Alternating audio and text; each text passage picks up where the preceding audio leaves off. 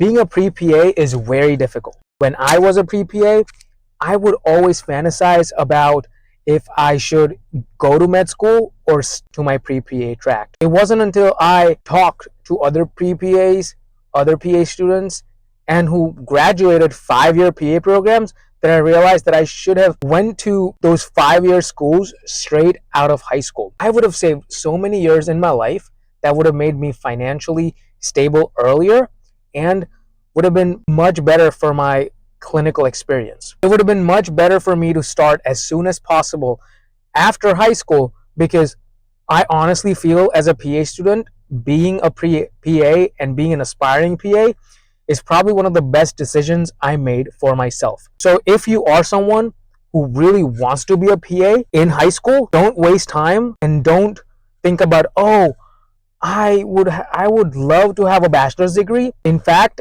it really doesn't matter if you have bachelor's degree or what kind of bachelor's degree you have in order to get into PA school. If you really know this is what you want to do, go to 5-year PA programs and save your 3 years or however many you were going to waste. The second thing I would have done is I would have started my clinical experience right in high school or right after high school while skipping my first college semester. A lot of pre-PAs start their clinical experience during high school, and that gives them so much edge and so much competitiveness when they actually apply to PA schools. When I started to talk to other PA students, I was surprised that some of them started their clinical experience in high school after getting a certification during their summers. I would have gotten like an EMTB certification during one of the summers in high school and would have just started working as an EMT after 16 years of age. If that didn't work out, I would have skipped my first semester of college.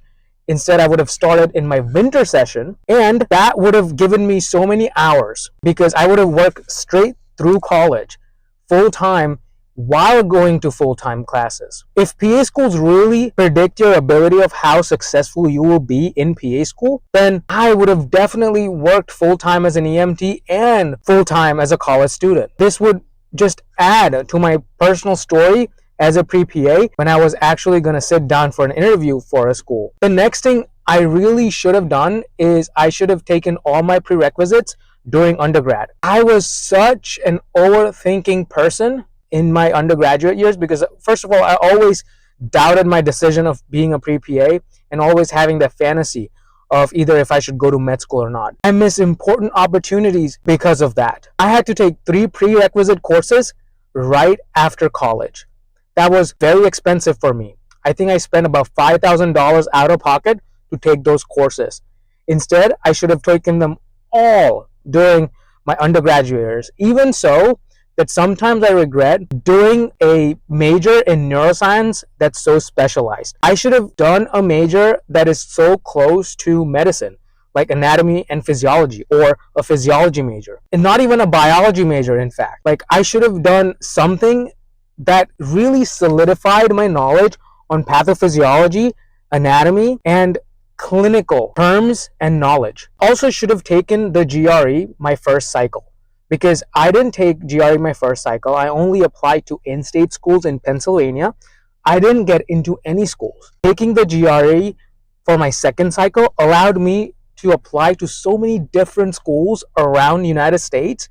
And I was lucky enough to attend a school that required GRE and accepted me after an interview. And that was all during second cycle. And that was the interview that I had with the current school I'm in was the last interview of the cycle. So I feel extremely grateful for that. And I attribute it to my ability to actually convince myself to take the GRE. The last couple of things I should have done is I should have connected more to different pre-PAs, different PA students, and different PAs. I was such a shy and introvert kid growing up, and that impacted me negatively in terms of developing my social skills. I wouldn't talk to people.